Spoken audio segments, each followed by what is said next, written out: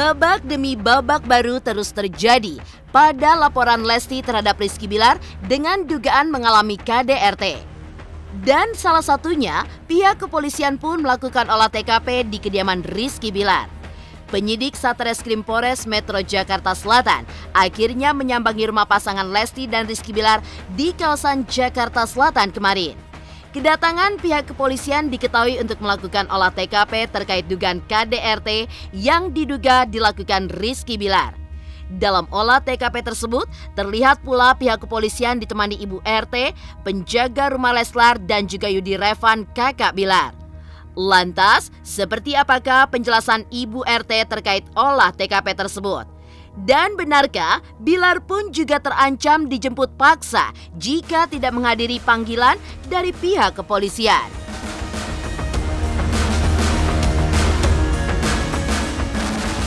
Meninggalkan gelaran olah TKP yang dilakukan oleh pihak kepolisian, dukungan terhadap Lesti pun juga tidak henti-hentinya mengalir dari sejumlah pihak. Termasuk juga datang dari Komisi Nasional Anti Kekerasan Terhadap Perempuan atau Komnas Perempuan. Lantas, seperti apa dukungan dari Komisi Perempuan untuk Lesti? Dan benarkah pula maraknya KDRT yang terjadi saat ini membuat Komisi Nasional Anti Kekerasan Terhadap Perempuan berjanji akan mengawal kasus ini sampai ke meja persidangan? Di sisi lain, ramainya pemberitaan terkait Lesti. Rupanya kini aktris lainnya yaitu Baim Wong dan juga istrinya tersandung masalah. Ya, karena konten prank yang dilakukan di kantor polisi Polsek Kebayoran Lama, yang mana Paula sempat mengaku menjadi korban KDRT di depan polisi. Namun pada akhirnya mengakui jika aksinya adalah prank belaka hingga berbuntut keduanya pun dilaporkan ke polisi. Lantas bagaimanakah reaksi Baim Wong terkait masalah ini? Dan benarkah Komnas Perempuan mengutuk keras ulah Baim dan juga sang istri? Pemirsa, bersama Intens Investigasi, kami hadirkan kabar terkini, terpercaya, dan teraktual. Tetapi sebelumnya, jangan lupa untuk like, subscribe, dan juga share channel YouTube ini.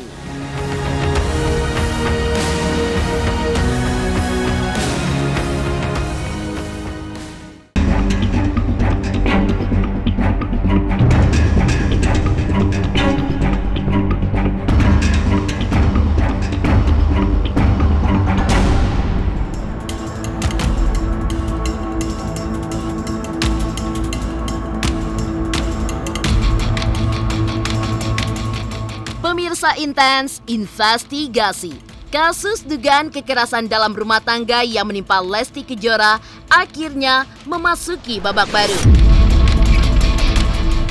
Ya, pasca dilaporkan ke Polres Metro Jakarta Selatan Rabu 28 September 2022 lalu, kemarin penyidik Satreskrim Polres Metro Jakarta Selatan akhirnya menyambangi kediaman Lesti dan Rizky Bilar yang terletak di kawasan Jakarta Selatan untuk melakukan gelar olah tempat kejadian perkara.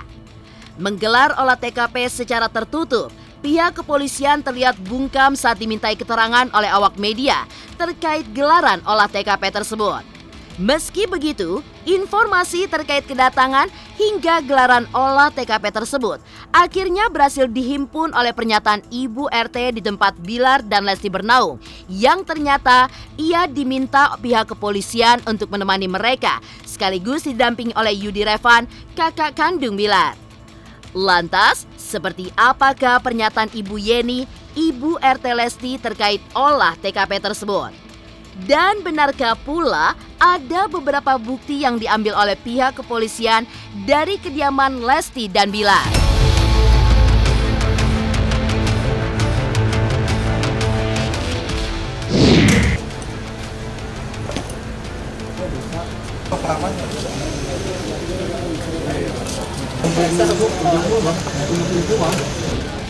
Ji, mau Ji, Ji. Bang, Bang Oji, kondisi gimana Ji dalam Ji? Gimana Pak? Halo Pak, sedikit Kak, sedikit di dalam ada Kak.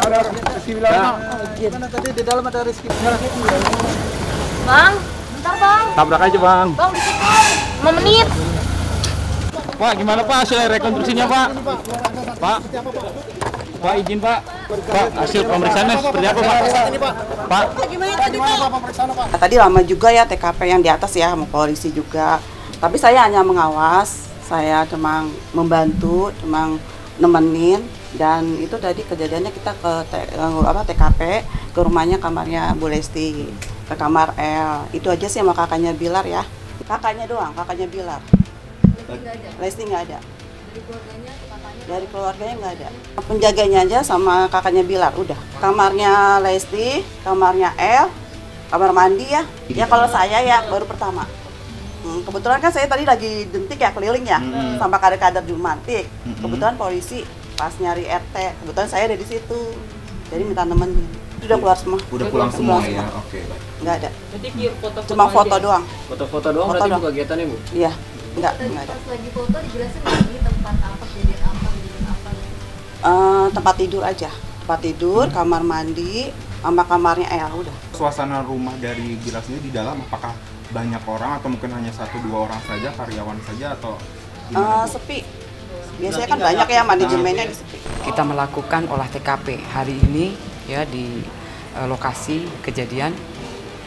Kemudian nanti hari Kamis jam 1 kita menjadwalkan untuk yang diduga melakukan tindak pidana untuk ke Polres Jakarta Selatan. Jadi untuk sementara itu kita meminta keterangan apa saja sih yang bisa kita ambil dari keterangan yang diduga tersangka. Jadi hari ini kita selaku penyidik juga ya, jadi melakukan olah TKP.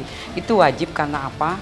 Itu kita mencari barang bukti yang ada di lokasi tindak pidana. Kan itu kena di Undang-Undang KDRT ya Mbak, KDRT nomor 23 tahun 2004 ya, ayat 44. Jika memang dia kekerasan fisik itu 5 tahun, tapi jika mengakibat satu sakit berarti dia 10 tahun.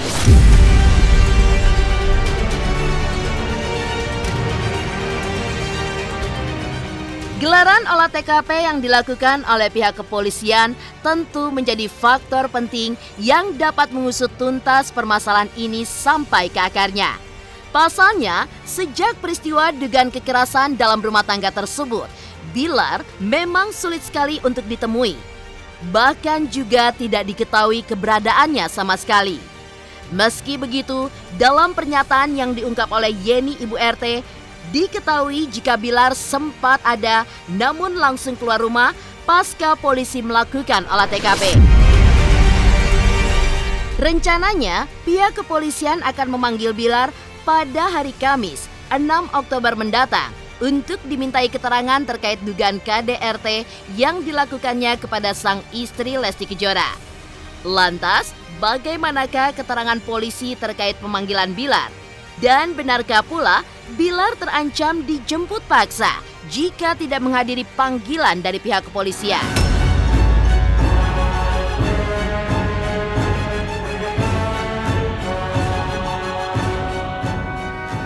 Bilangnya pas saya tadi datang keluar mobil, keluar dia. Oh, jadi ketika polisi masuk Bilarnya keluar? Iya, pas keluar. Berarti Bilar tidak mengikuti proses olah TKP ya Bu ya? Iya. Jadi cuma kakaknya aja. Mobil apa Bu, Bilar Bu? Putih ya warnanya, tapi saya nomornya kurang hafal ya. Polisinya yang saya lihat tadi sekitar ada 4 ya. 4, iya. Ibu berarti ngikutin rangkaiannya dari awal sampai akhir Bu? Iya, kan sampai 2 jam di atas. Itu Bilar kapasitasnya di situ seperti apa? Mungkin kok cuma sebentar gitu Bu? Iya, jadi kita cuma mengawas doang, jadi polisi yang ngurus TKP-nya. Jadi kita cuma ngeliatin aja Pak, nggak bisa ngomong apa-apa. Dan di situ tidak ada Bilar ya Bu ya? Tidak ada, pas itu kan pas kita datang, polisi datang dia langsung keluar. Iya, soalnya kan tadi ada polisi cuma mau TKP, dia nggak ngomong ketemu Pak Bilar. Apakah Bilar keluarnya dengan ada orang yang mendampingi atau mungkin sendiri membawa mobil? Saya sih cuma ngeliatnya Bilar doang yang sama supir.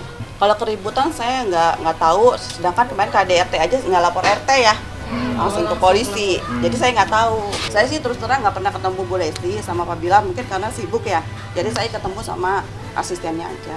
Yang saya tahu sih dia ngontrak Rumahnya lagi dibetulin, tapi nggak tahu rumahnya di mana, saya nggak tahu. Berapa lama? 3 tahun. Masing-masing, misalnya kan rumahnya itu kan gedongan ya, jadi udah masing-masing aja. Berarti selama ini tidak ada keluhan juga dari tetangga berisik segala macam, nggak ada ya Bu? Ya, begitulah. Kamis, ya kita jadwalkan sudah hari Kamis jam 1. Kamis ini ya, tanggal 8. Kewajiban kita Mas, olah TKP itu adalah kewajiban kita untuk mencari barang bukti.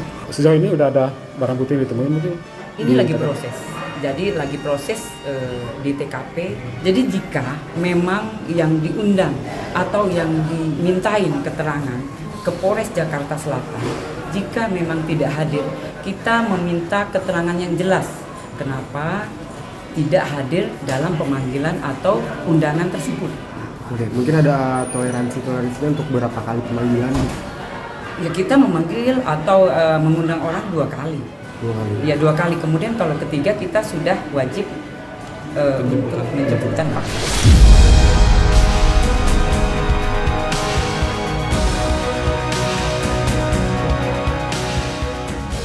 Di sisi lain, kasus dugaan KDRT yang dialami Lesti rupanya terdengar juga sampai ke pihak Komisi Nasional Anti Kekerasan Terhadap Perempuan. Lantas seperti apakah dukungan mereka untuk Lesti?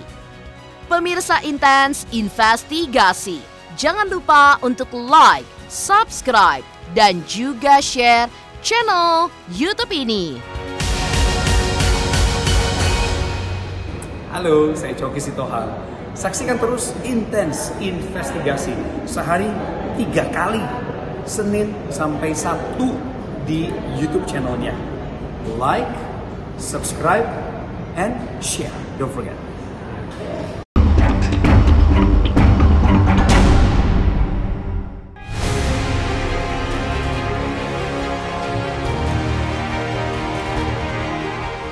Meninggalkan gelaran olah TKP yang dilakukan pihak kepolisian, dukungan terhadap Lesti terus mengalir dari sejumlah pihak.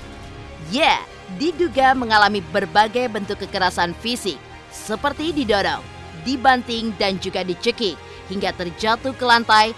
Berbagai dukungan kepada Lesti pun dilakukan beberapa selebriti tanah air di media sosialnya, seperti halnya mengunggah foto ataupun kalimat dukungan. Tidak hanya itu saja, aksi nyata pun juga terlihat dilakukan pedangdut Inul Daratista yang terlihat tidak lagi mengikuti akun sosial media Rizky Bilar. Lantas, seperti apakah kagetnya Fitri Karlina dan juga Fairuz akan dugaan Lesti yang mengalami KDRT? Dan benarkah kekecewaan berat kini dirasakan oleh Soimah terhadap Bilar?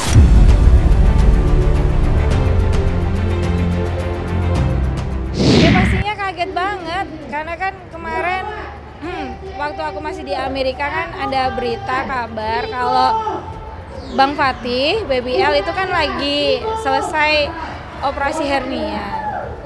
Belum selesai worry-nya, belum selesai khawatirnya, ternyata setelah aku pulang ke Indonesia ada kabar seperti ini, ya pastinya shock banget, pasti nggak percaya, pasti kayak ngimpi. Bahkan kemarin tuh waktu pertama kali dengar beritanya, aku pikir itu hoax gitu.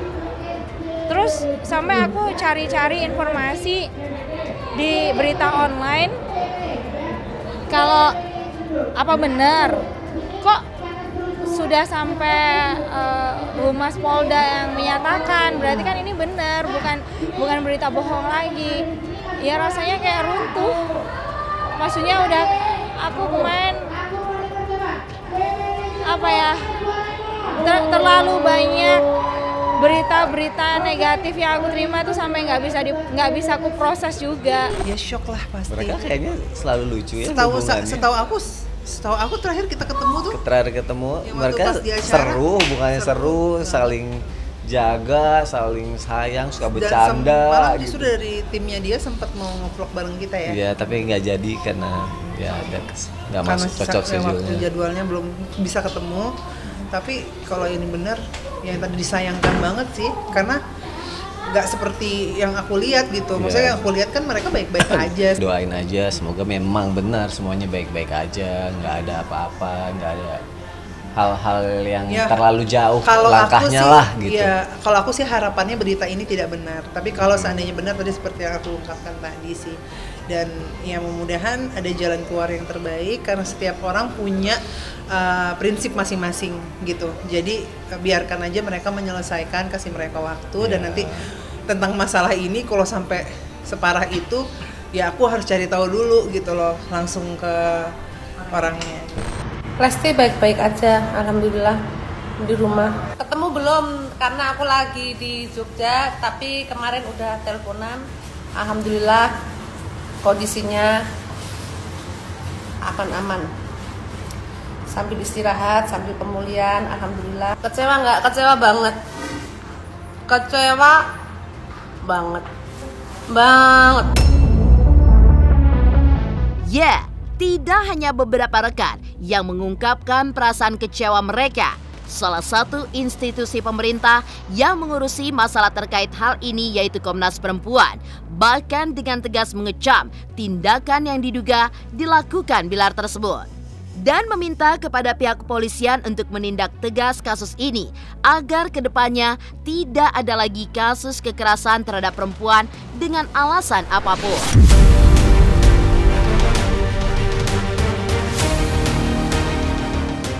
Komnas Perempuan setiap hari menerima pengaduan tentang kasus-kasus kekerasan terhadap perempuan.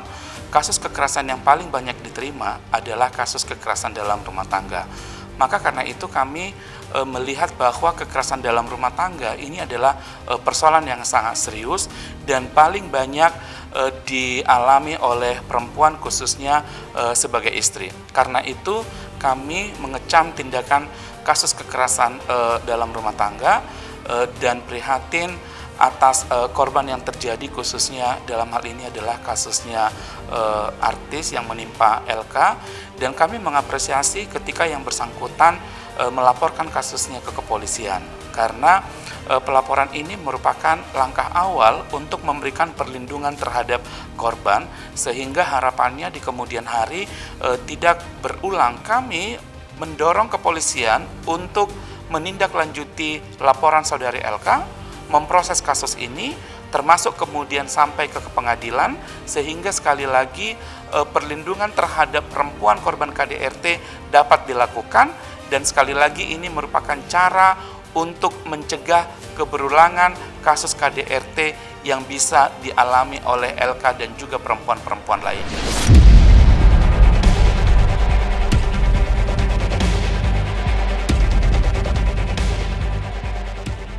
Di sisi lain, maraknya kasus KDRT yang diduga terjadi kepada Lesti rupanya menyeret Baim Wong yang diduga dilaporkan atas dugaan pelaporan palsu berkedok aksi prank. Lantas, bagaimanakah reaksi Baim terkait masalah ini? Dan benarkah pula Komnas Perempuan juga mengutuk keras ulah Baim dan sang istri? Pemirsa Intens Investigasi, jangan lupa untuk like, subscribe, dan juga share channel YouTube ini. Jangan lupa pemirsa semua untuk saksikan Intens 3 kali sehari kayak minum obat pokoknya ya. Pokoknya disaksikan terus, jangan lupa like, comment, dan subscribe.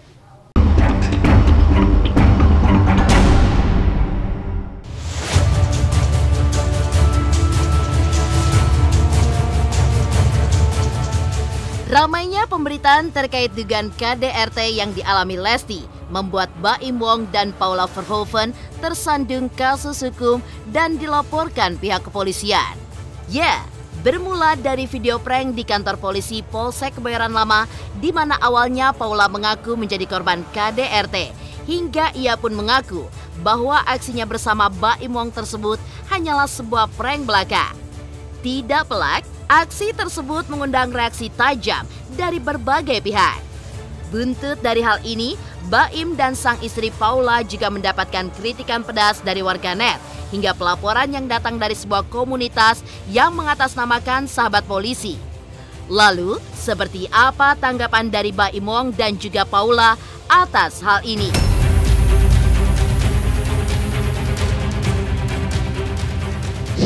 Oh, suratnya. Hari ini kita melaporkan BW dan istrinya P. Ya, kita dari Sahabat Polisi Indonesia. Kami melaporkan karena apa? Karena di sini terjadi prank atau pembodohan masyarakat. Sehingga kami harus bertindak untuk memperbaiki nama institusi Polri. Nah, akhirnya saya tahu saya salah, makanya tadi saya datang, saya minta maaf secara langsung. Semoga mereka tidak disalahkan karena salah ada di pihak saya dan juga di pihak kita ya. Tim juga saya minta maaf. Dan juga pada korban-korban KDRT, saya juga minta maaf. Saya tidak terpikir sama sekali ke arah sana.